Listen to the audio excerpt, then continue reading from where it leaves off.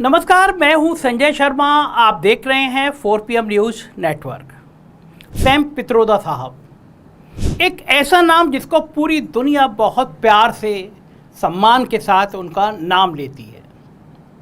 मैंने बताया था कि जब मैं स्टूडेंट लाइफ से पत्रकारिता में आया, जिन संचार साधनों से मैं आपसे बात कर रहा हूं, इस संचार क्रांति के जनक थे सैम पित्रोदा।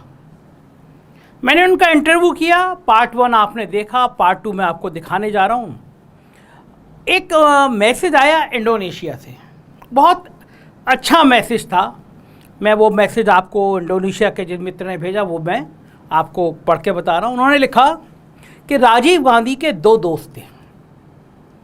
एक तो इलाहाबाद वाले बचपन का दोस्त, समझ गए होंगे आप, अमिताभ बच्चन, और दूसरा दोस्त टेक्नोक्रेट था जो प्रोफेशनल के तौर पर मिला।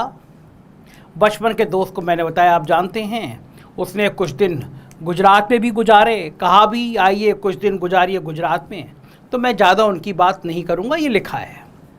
लेकिन ये गंगा किनारे वाला दोस्त एक ऐसे शख्स के साथ खड़ा हुआ जिससे लड़ना राजीव गांधी के बेटे को था, राहुल को था। ये लड़ाई लोकतंत्र और संविधान बचाने की है। नफरत के बाजार में मोहब्बत की दुकान खोलने की है। दूसरी ओर राजीव गांधी को जो शख्स प्रोफेशनल के तौर पर मिला था, उसने राजीव गांधी के साथ अपनी दोस्ती को ऐसे निभाया कि उसकी मिसालें आज तक दी जाती हैं। प्रोफेशनल तौर पर शुरू हुई दोस्ती, वो जो दोस्ती थी उसने सूचना क्रांति कर दी, टेलीकम्युनिकेशन का चेहरा ही बदल दिया। फिर राजीव जी नहीं रहे, लेकिन उस शख्स ने अपनी दोस्ती को, उस रिश्ते को ऐसे निभाया कि आज राजीव गांधी के बेटे राहुल गांधी का वो हमसाया है। अमेरिका हो या यूरोप, कहीं की गलियां हों, आज हर गली कूचे में राहुल गांधी के साथ खड़ा है।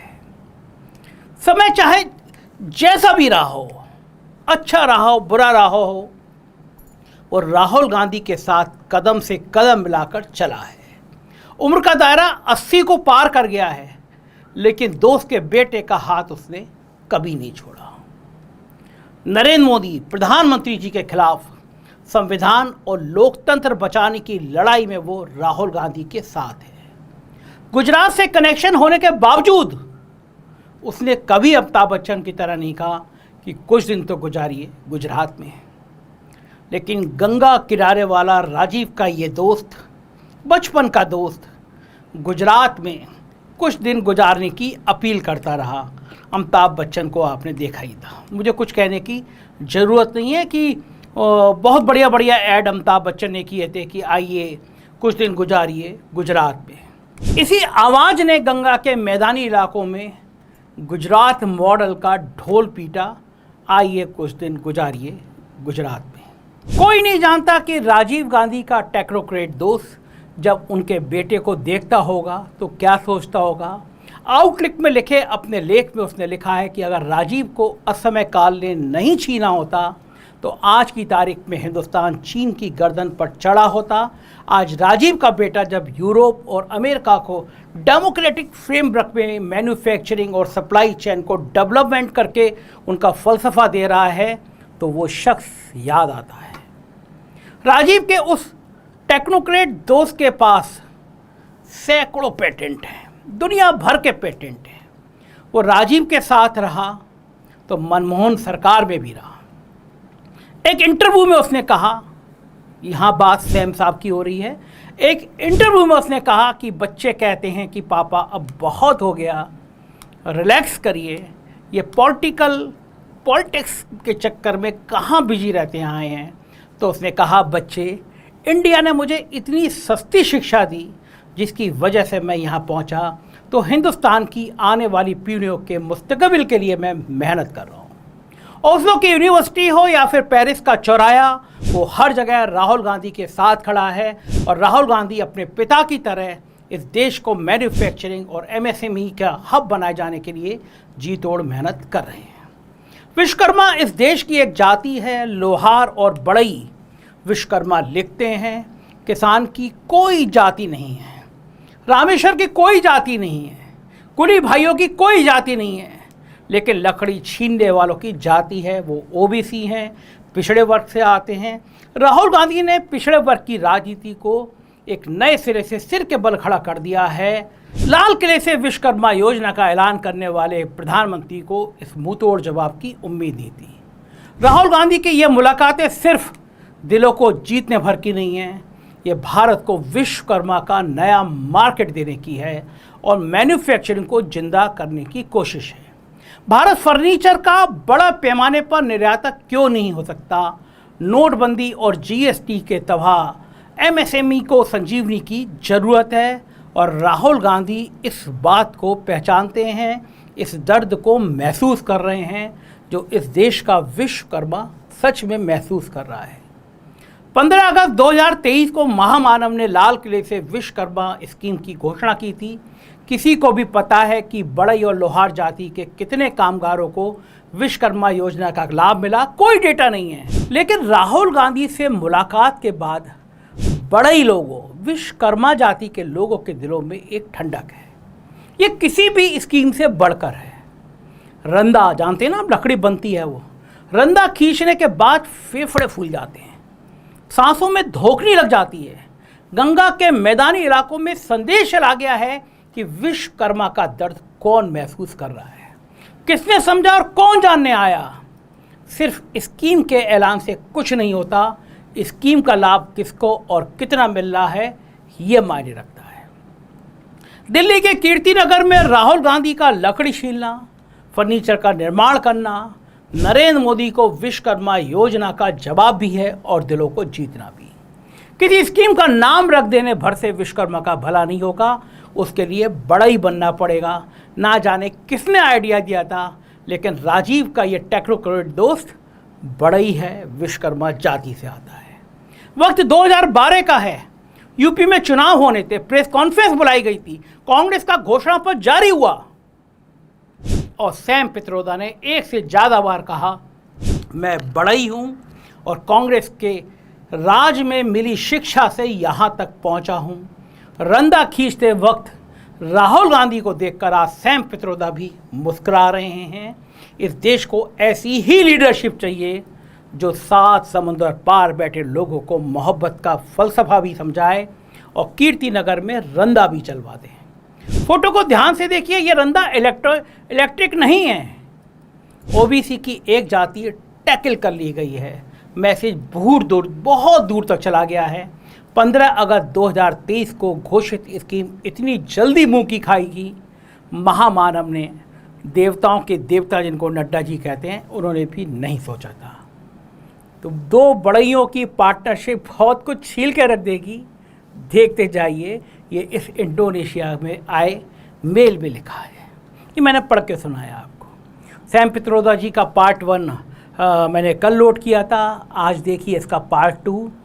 जानिए कि सैम पित्रोदा, जिसको अपनी जाति बताने में इस दर्द के साथ एहसास है, बहुत गरीब परिवार में पैदा हुए, बिजली नहीं थी, पानी कुएं से खींचते थे, लेकिन आज दुनिया, अमेरिका का ताकतवर शख्स, हर ताकतवर शख्स सैम पित्रोदा को सलाम करता है। देखिए इंटरव्यू पार्ट 2। पार्ट 1 देखना हो तो वीडियो में पीछे चले जाइएगा। एक रिक्वेस्ट है आपसे, चैनल के नीचे ज्वाइन बटन है, चैनल को सब्सक्राइब करिएगा, ज्वाइन कीजिएगा। Thank you. Democracy is not about book of rules and regulations. It is about character. It is about value, respect for other human beings, equality, justice. It is about inclusion, diversity. It is about opportunities for all. Leaders who are not focused on power and profit, but leaders who are focused on people and planet. So I give example of Gandhiji's leadership, Mandela's leadership, Martin Luther King's leadership. ये लोग कैसे leader थे और आज के leaders कैसे हैं? झूठ बोलते हैं, कोई शर्म नहीं है, लोगों को उल्लू बनाते हैं, कुछ दुख नहीं होता उनको। तो democracy is all about leadership. मौजूदा दौर में आपके किताब में क्या मोदी जी और राहुल गांधी दोनों का जिक्र होगा? I do mention in Indian chapter हाँ, few things about present government and what happened to Rahul Gandhi. Bharat में ये बात उठी, भारतीय जनता पार्टी ने कहा कि राहुल गांधी विदेश में जाके भारत की आलोचना करते हैं, ये भारत के लिए, भारत के लोकतंत्र के लिए ठीक नहीं। आपका इस पे क्या कहना है? हम किसी की टीका करने के लिए नहीं जाते हैं, ये तो उनका इंटरप्रिटेशन है ना। हम जब जाते हैं सब पहले हम मिलते हैं सब पॉलिटिकल लीडर्स से, मेंबर्स ऑफ पार्लियामेंट में जो होते हैं उनसे मिलते हैं, फिर इंटेलेक्चुअल से मिलते हैं। यूनिवर्सिटी में राहुल जी भाषण देते हैं, जब स्टूडेंट के साथ उनका इंटरेक्शन होता है, तो ये तो एक्सचेंज ऑफ आइडियाज है, ये वन वे ब्रॉडकास्ट नहीं है कि हम वहां जाके भाषण नहीं देते। अभी आप ऐसे कहें कि इंडिया में मीडिया इज बायस्ड, वो टीका नहीं है, वो सत्य है। अगर ये कहे कि सरकार ये काम बराबर नहीं कर रही है, वो तो अपोजिशन का काम है। सरकार की टीका वो देश की टीका नहीं होती है। सैम साहब, अभी पिछले दिनों बाइडेन साहब आए थे जब भारत में, तो बाइडेन साहब के संग जो जर्नलिस्ट थे, ये बात हुई कि यहाँ पे एक प्रेस कॉन्फ्रेंस नहीं हुई G20 में, और जैसे ही बाइडेन साहब गए दूसरे कंट्री में, वहाँ उन्होंने ये बात कहा। तो क्या ये आप मानते हैं कि भारत की मीडिया नहीं, जो विदेश की मीडिया आती है भारत में, उसको भी रोकने की कोशिश की जाती है? और जो बाइडेन साहब ने बाहर जाके कहा, तुरंत जाके कहा, वो क्या ठीक था भारत के लिए? देखिए, सच है वो सच है, उसके बाद बात करेंगे ठीक है कि ठीक नहीं है, किसके विचार से ठीक नहीं है। अच्छा सैम साहब, आपने देश के इतने प्रधानमंत्री देखे, आप कई प्रधानमंत्रियों के सबसे करीबी थे। हमारे प्रधानमंत्री जी को ऐसा क्या चीज होती होगी, क्या आप ह्यूमन साइकोलॉजी भी समझते ही होंगे, ऐसा क्या डर है जो वो प्रेस से बात नहीं करते हैं? ऐसा क्या नाराजगी है, डर है क्या, कारण क्या है? वो तो उन्हें बताना है आपको, मैं कैसे बता सकता? वो तो उनकी जवाबदारी है, उसके सामने आके कहना है कि भाई मुझे ये बात का डर है, इसलिए मैं प्रेस से नहीं बात करता हूँ, वो भी बोलना चाहिए। आप चूंकि वहाँ पे अमेरिका में रहते हैं, अमेरिका के बड़े रेपुटेटेड लोगों में से आप हैं, और वहाँ के जर्नलिस्टों से भी आप मिलते होंगे, और जो सिविल सोसाइटी के लोग हैं उनसे भी मिलते होंगे, भारत के मूल के लोग जो उनसे भी मिलते हैं। ये बात भी वहाँ क्या चर्चा का विषय है कि भारत के प्राइम मिनिस्टर प्रेस से नहीं मिलते हैं? बिल्कुल विषय है, बहुत बड़ा विषय है, क्यों नहीं होगा? बहुत बड़ा विषय है कि आप देश के प्राइम मिनिस्टर हैं और आप मीडिया से और पब्लिक से इंटरैक्ट नहीं करते हैं, आप खाली ब्रॉडकास्ट ही करते हैं माइक्रोफोन की तरह, वो देश के लिए भी वाजिब नहीं है। तो ये विदेश के लोगों को ऐसा राहुल में क्या दिख रहा है कि जो भारत के नहीं है, फ्रांस के हैं, अमेरिका के हैं, उन्हें क्या चीज ऐसी लगती है राहुल गांधी में जो बहुत अट्रैक्ट कर रही है? उनको लगता है कि ये, और बहुत लोगों ने हमें कहा है कि we see in him a global democratic leader of the future. Gloria Steinberg, a lady who was instrumental in women's movement in America, she's in her 90s. उन्हें हम मिले थे न्यूयॉर्क में, उनके साथ बात हुई।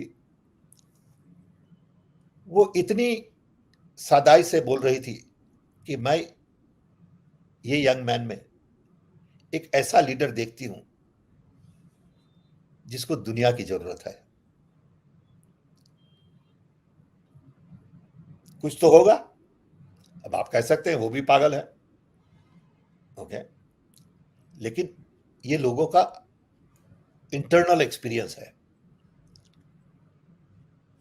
पेरिस में जब वो बोले साइंस पो यूनिवर्सिटी में, बहुत सारे प्रोफेसर ने हमें बताया कि what an excellent interaction, okay, वो भी मिलते रहते हैं ग्लोबल लीडर से।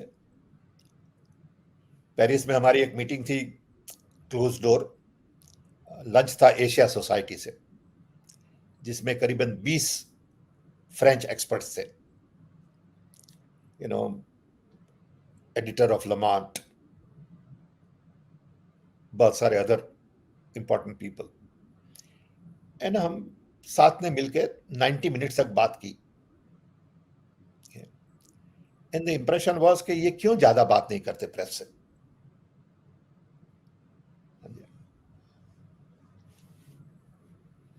सैम साहब, आप भारत जोड़ो यात्रा से पहले भी राहुल से मिले थे और उस यात्रा के बाद तो कई मुलाकातें हुई विदेश में, लगातार जब भी गए वो आप उनके संग हमेशा रहे।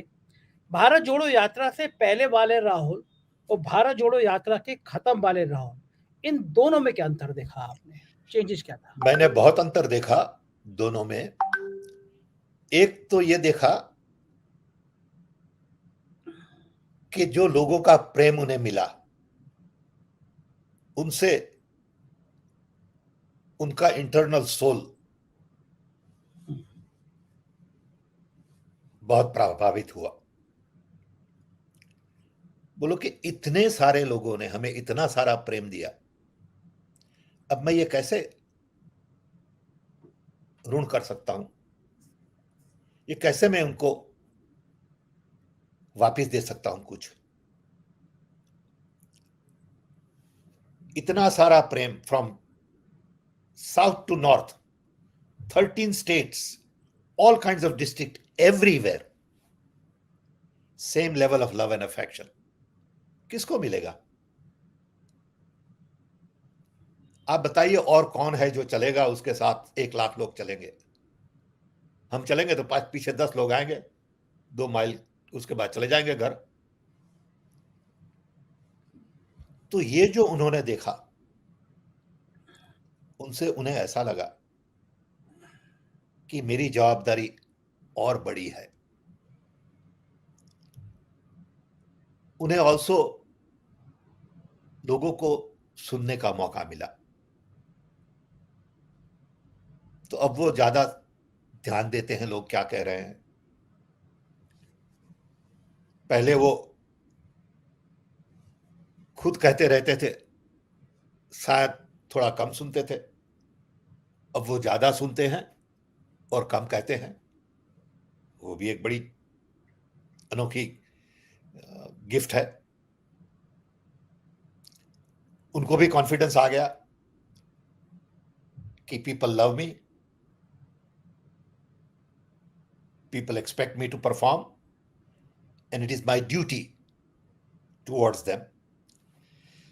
अब देखिए, उन्होंने जो एक नया मुद्दा उठाया है, वो हमारी दृष्टि से सबसे इंपॉर्टेंट मुद्दा है।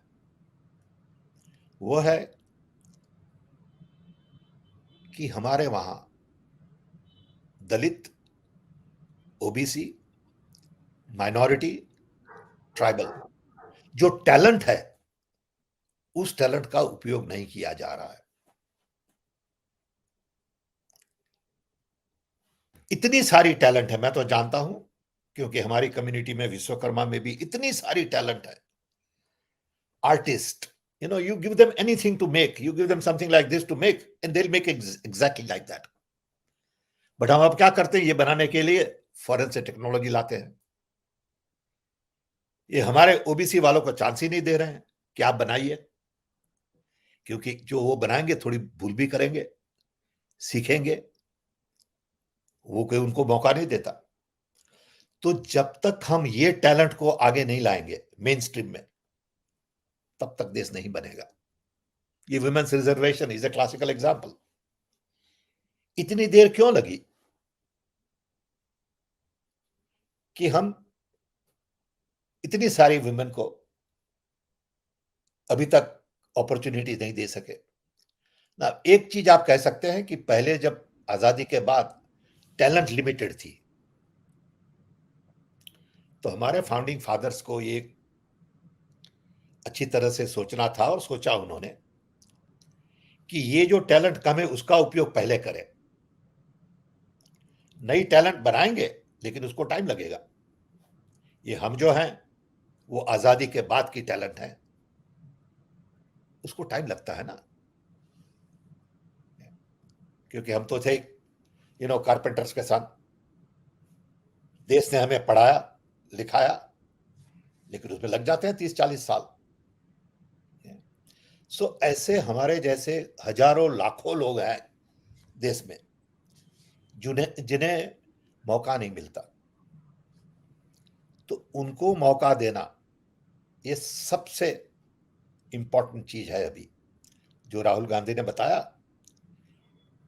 कि आप देखिए गवर्नमेंट स्ट्रक्चर में 70 आईएएस ऑफिसर्स में से 3 लोग अपर कास्ट के नहीं हैं। ओके, बैकवर्ड क्लास, हाँ, backward class. Backward, sorry, backward class, I mean sorry. Okay, this is a fundamental challenge in the country. हर जगह सिस्टमैटिकली हमें ढूंढ निकालना है लोगों को। लोग हैं, ऐसा नहीं है लोग नहीं हैं, उनको मौका ही नहीं मिलता। So systematically we will have to find this talent, help them build and invest in that talent.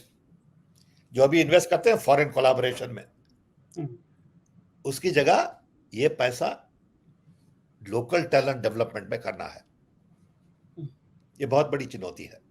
बिल्कुल ठीक बात कर सैम साहब। मुझे 2 बातें आपसे कहनी है। एक तो मुझे आज तक याद है कि मैं जब पढ़ के पत्रकारिता कर रहा था तो उस समय में आप मेरे आइडियल हुआ करते थे, क्योंकि भारत में जो इलेक्ट्रॉनिक क्रांति आई थी, मोबाइल वगैरह तो सपने में था उस समय में, दौर में सोच भी नहीं सकते थे हम कि मोबाइल कभी आ सकता है। तो जब आप लेकर आए तो ये कहा गया कि एक शख्स ऐसे हैं सैम पित्रोदा, जिन्होंने भारत में कंप्यूटर, मोबाइल क्रांति कर दी, संचार क्रांति की। तो उस दौर में राजीव गांधी जी ने जब आपको इंट्रोड्यूस किया था एक टाइम में, मुझे अभी तक याद है, मैंने उसके विरोध में एक लेटर लिखा था और उसमें उन्होंने कहा था कि आप विश्वकर्मा जाति के एक बढ़िया व्यक्ति को लाए हैं। तो मैंने उस समय ये लिखा था, मैं शुरुआती दौर था मेरा, लेकिन मैंने लिखा सैम पित्रोदा जी को जाति में मत करिए, वो इंसान सारी जातियों से बड़ा है। तो आज आपने खुद अपने मुंह से ये कहा कि विश्वकर्मा, चूंकि जो प्रधानमंत्री है, देखो भैया, जो है वो तो है ही। I am proud to be Vishwakarma. मैं शायद दलित होता तो भी अब मैं वही कहता कि I am proud to be Dalit. I have no issue with it. Those are my roots. I'm proud to be Indian while I'm in America. That's okay. But I don't want to get stuck there. मुझे आगे देखना है।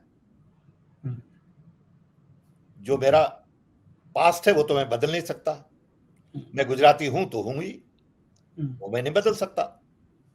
मैं उड़ीसा में जन्मा था तो उड़ीसा में ही जन्मा, वो भी मैं नहीं बदल सकता। लेकिन मैं मेरा भविष्य बदल सकता हूं। वो तो आपने बदला है सैम साहब की। एक बच्चा ऐसा जिसके पास में आप बता रहे हैं कि कुएं से पानी खींचते थे, गांव में लाइट नहीं थी आपके, आप उस तरह से पढ़ाई करके सपने जैसी दुनिया है कि एक इतने गरीब परिवार का बच्चा जिसके पास ना खाने को इतना साधन ना, आज वो अमेरिका में इतना बड़ा है कि पूरी दुनिया उसको रिकॉग्नाइज करती है। एक चीज और कहूँ आपको सैम साहब, अभी आपने मुझसे कहा कि आप चलेंगे 10 लोग पीछे नहीं होंगे। मैं अभी लगभग 1 महीने पहले अमेठी गया था। स्मृति ईरानी जी ने जिस दिन पार्लियामेंट में भाषण दिया था इसमें अमेठी के डेवलपमेंट को, तो मैं अमेठी गया और मैं कई गांवों में गया। तो मैं आपको क्लिप भेजूंगा। अमेठी के एक करीब 80 साल के एक प्रधान जी थे, तो वो मुझे अपने घर ले गए। काफी बड़ा घर था, चौपाल था, और उन्होंने वो चौपाल दिखाई, बोले यहाँ पे राजीव गांधी जी, और कहा कि सैम पित्रोदा जी आए थे।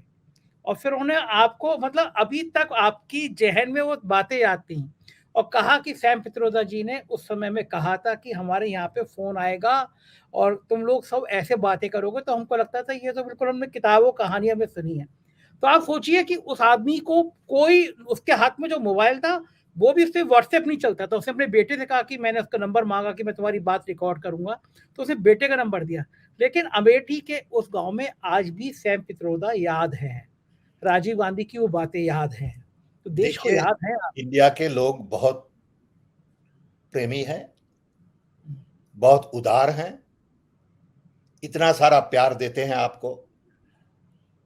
मैं खुद जानता हूं, कभी कभी मैं कहीं पब्लिक प्लेस में गया तो कोई कहां से आके हाथ जोड़ के बोलेगा थैंक यू सर।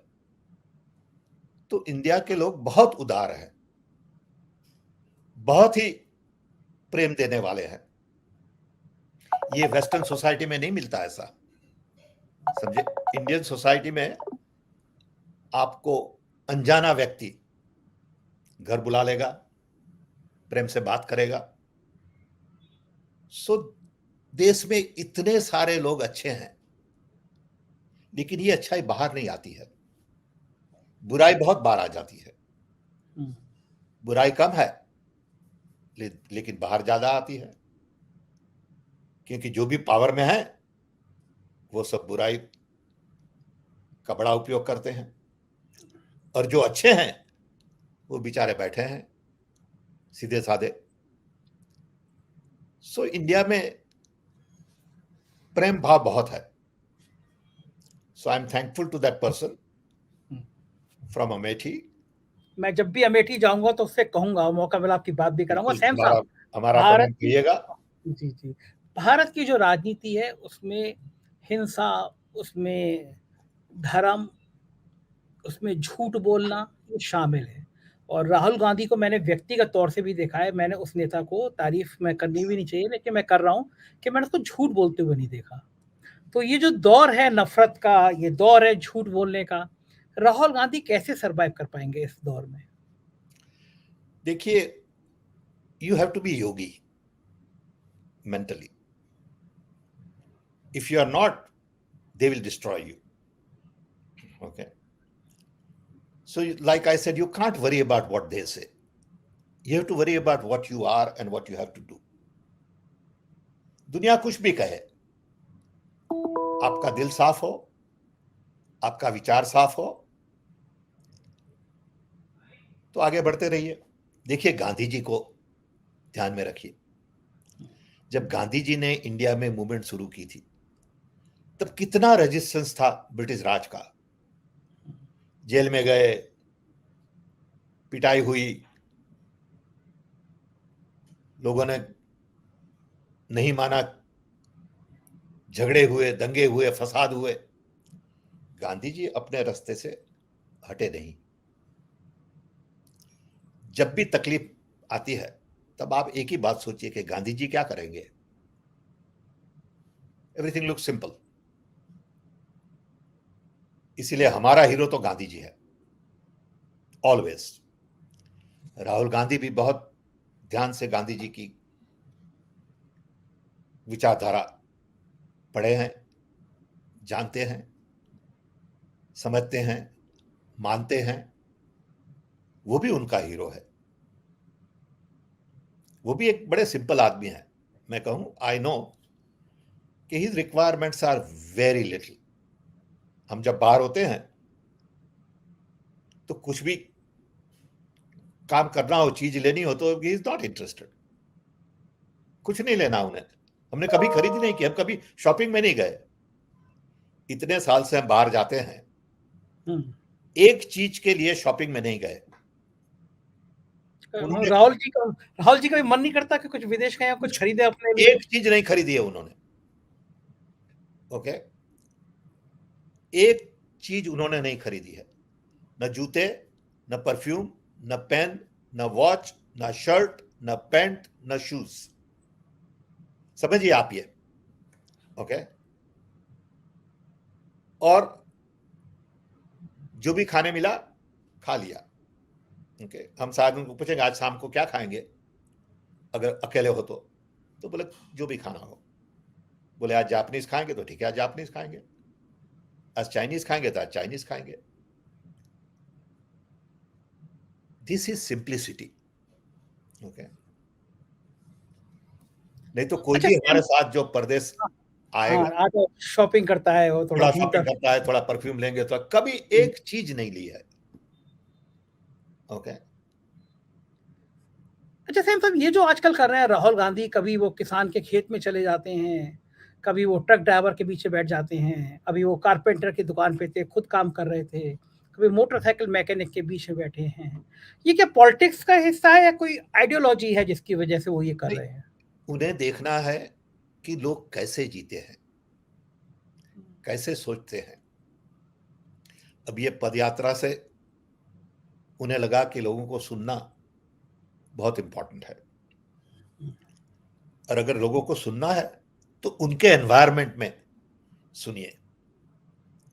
हमारे एनवायरनमेंट में मत सुनिए। जो कारपेंटर और मैकेनिक आपकी ऑफिस में आके जो बोलेगा वो अलग है, लेकिन जो आपसे बोलेगा उनके एनवायरनमेंट में वो बिल्कुल अलग होगा। I don't know whether I explain to you कि उनके एनवायरनमेंट में उन्हें सुनना वो बहुत इंपॉर्टेंट चीज है। कोई चमार है, वो जूते बना रहा है, तो उनके साथ बैठ के आप जब वो जूते बना रहा है बात करेंगे, वो बात अलग होती है जिससे आप उन्हें आपकी ऑफिस में बुलाइए और कुर्सी पर बिठा दीजिए। He won't be comfortable. So it is not a drama, it is not publicity, it is just a human connection. That human connection is better in their environment. अब आप कोई रोड पे झाड़ू लगा रहा है, आप अपने हाथ में झाड़ू ले लीजिए, लगाइए उनके साथ, चर्चा अलग होगी। बिल्कुल ठीक बात है। सैम साहब, एक चीज और मैं समझना चाहूंगा आपसे, भारत के लिए बड़ा चिंता का विषय है। भारत और कनाडा के रिश्ते लगातार खराब हो रहे हैं। अमेरिका कनाडा का दोस्त है, करीबी है। गलती किसकी मानते हैं भारत की, कनाडा की? क्यों बिगड़ रहे हैं रिश्ते, और इसका अमेरिका या बाकी देशों में क्या प्रभाव पड़ेगा? देखिए, हम जो जानते हैं अभी वो तो खाली मीडिया से सुना, पढ़ा, लिखा जानते हैं। सत्य क्या है हमें नहीं पता, लेकिन एक चीज हम कहते हैं कि कैनेडियन प्राइम मिनिस्टर ने, according to the American newspaper, मैं कह रहा हूं, 5 आई से सब इंटेलिजेंस ली थी, सबसे बात हुई थी, उसके बाद उन्होंने डिसाइड किया कि मुझे पार्लियामेंट में यह कहना है। ऐसी चीज कभी किसी प्राइम मिनिस्टर ने कनाडा में पार्लियामेंट में नहीं की है, नहीं कही है। उसके पीछे कुछ तो सत्य होगा, क्या है हमें पता नहीं, क्यों किया किसी को पता नहीं, लेकिन it is a serious matter that has to be resolved. So everybody must cooperate. India should cooperate, Canada should cooperate and resolve this so the relationships are back on track. ठीक, बिल्कुल सही बात है। एक चीज और समझ जाऊंगा सैम साहब कि भारत की media, so called main stream media, वो दिखाती है कि अमेरिका भारत के आगे झुक गया, अमेरिका के राष्ट्रपति भारत से डर गए, इस तरह की हेडलाइंस होती हैं। सब क्या बोगस है, सब बोगस है। ओके, मैं कल रात को एक आर्टिकल पढ़ रहा था, I will send you a copy, by the defence secretary Gates on global politics. बहुत बड़ा आर्टिकल है, न्यूयॉर्कर में, वेरी इंटरेस्टिंग आर्टिकल, 5-7 पेज का है। एक जगह भी इंडिया नहीं आ रहा है उसमें, इंडिया मेंशन ही नहीं है पूरे आर्टिकल में। चाइना है, मिडिल ईस्ट है, एशिया पैसिफिक है, ताइवान है, Ukraine, Europe, Russia, everything. So let us not be under wrong impression that we are Vishwaguru. सब बोगस है। ओके, ये कहते हैं हम 5वीं सबसे बड़ी अर्थव्यवस्था हैं देश की। वो तो होना ही है, आपके पास 1.5 बिलियन लोग हैं तो होना ही है ना, उसमें कोई अकल की बात नहीं है। वो क्यों 5वीं है? It should be second, it should be first based on the number. आप देखिए 1.5 बिलियन पीपल हैं और आप कंपेयर कर रहे हैं इंग्लैंड से जहां 60 मिलियन पीपल है। वो कोई कंपैरिजन ही फेयर नहीं है ना, आप क्या कंपेयर करते हैं, समझे? ये ऐसा, आपके पास एक आम का पेड़ है तो आपके पास 100 आम है, हमारे पास 100 आम के पेड़ हैं तो हमारे पास 1000 आम है, 10,000 आम है। Okay, so it is about population. So today we are 5th, tomorrow we'll be 4th, day after tomorrow we'll be 3rd, And I'm telling you, after some time, we'll be second. And if we continue, we'll be first because we have the largest population in the world. लेकिन ध्यान देना है कि कितने गरीब हैं, ध्यान देना है कि कितने के पास रहने के लिए घर नहीं है, पानी नहीं है, एजुकेशन व्यवस्था नहीं है. उससे देश बनता है. देश 4-5 अमीर लोगों से नहीं बनता. ये आप समझिए. जीडीपी आपकी अच्छी लगेगी, लेकिन उससे देश नहीं बनता. देश जब बनेगा तब सब लोग कहेंगे कि I am comfortable, I am secure, I am at peace. देखिए, हम जब झगड़ते रहेंगे ऐसे between Hindu Muslim and this and that चल रहा है, सो देश कैसे बनेगा? कितनी एनर्जी जाती है ये झगड़ों में. अब प्रेम से सब साथ रहे तो काम आगे चलेगा. बिल्कुल ठीक बात है. एक आखिरी सवाल सैम साहब, भारत में 80 करोड़ लोगों को राशन देना पड़ रहा है क्योंकि उनके पास खाने के लिए व्यवस्था नहीं है. क्या ऐसी चर्चाएं, इस तरह की चर्चाएं भी अमेरिका में होती है कि भारत एक ऐसा देश है जहां यह हालत है? ऐसी चर्चा बहुत नहीं होती है अनफॉर्चुनेटली, क्योंकि all global conversation today is more about trade, power, military, and economy. जब जब ये G20, G8 और ये सब लोग मिलते हैं, ये नाटक होता है हमारी दृष्टि से. अनफॉर्चुनेटली कितना खर्चा किया हमने G20 में, आप देखिए. इतना गरीब देश, इतना सारा खर्चा वाजिबी है? ठीक है, जो करना है वो करना है, रिस्पेक्ट से करना है, अच्छी तरह से करना है, ओके. लेकिन एफ्लुएंट बताने की कोई जरूरत नहीं है. इतने सारे पोस्टर्स, होर्डिंग, क्या काम है ये होर्डिंग का? G20 होर्डिंग हमने देखे हैं, ओके. उसका मतलब क्या है? बाकी कंट्री नहीं लगाते ऐसा, जैसे अमेरिका में हो या चाइना में? नहीं, कोई नहीं लगा रहा भैया. अच्छा, इस तरह के बड़े बड़े होर्डिंग कोई नहीं लगाता. कोई हमारे नहीं लगाता. तो बाइडेन साहब छोटे थे, मोदी जी बड़े थे, ऐसे होर्डिंग भी लगे थे. पागल लोग हैं ना ये सब, ओके. क्या करो, इतना बड़ा तमाशा किया, ठीक है, लेकिन उससे लोगों को क्या फायदा हुआ? जब जब ये बड़ी बड़ी मीटिंग होती है, इसमें बड़े बड़े लीडर खाली डील करते हैं, डील बनाते हैं, बिजनेस डील करते हैं, इसके ये करते हैं, कोई बात नहीं करता गरीबी की. डिस्कशन हुआ उसमें कि हमारे वहां 800 मिलियन लोग रेशन पे हैं. किसी ने बताया G20 में? क्यों नहीं बताया? किसी ने बताया कि हमारे वहां इतनी गरीबी है? वो तो छुपाने के लिए आपने लगा दिए बैरिकेड, ओके.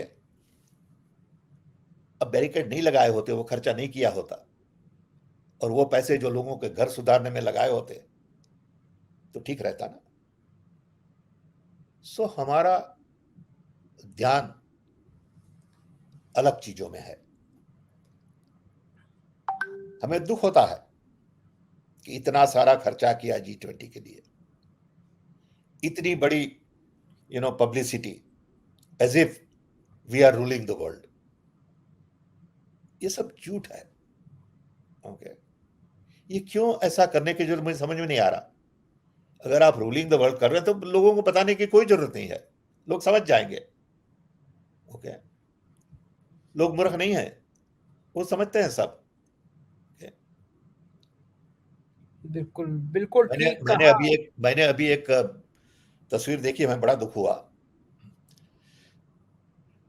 मैंने ट्वीट भी किया था कि गांधी जी का इतना फोटो है, महात्मा गांधी का, और मोदी जी का इतना बड़ा फोटो है साथ में, और नीचे लिखा है जो गांधी जी ने कहा था, उनका एक वाक्य नीचे लिखा है.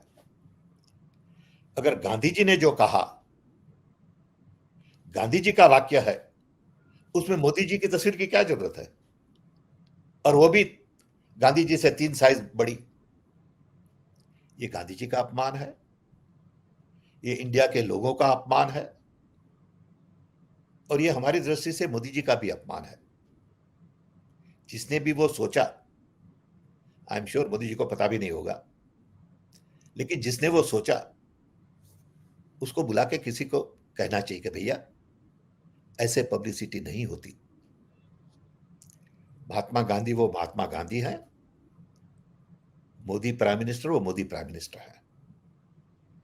Let us not confuse. बिल्कुल। बहुत बहुत शुक्रिया सैम साहब। मन नहीं करता है आपसे बातें करो कि बातें खत्म की जाएं, लेकिन मैं फिर आपसे एक बार टाइम लूंगा, कुछ दिनों बाद फिर आपसे बातें करूंगा। बहुत बहुत शुक्रिया, आपने हमें इतना कीमती समय दिया। Thank you ji, thank you so much.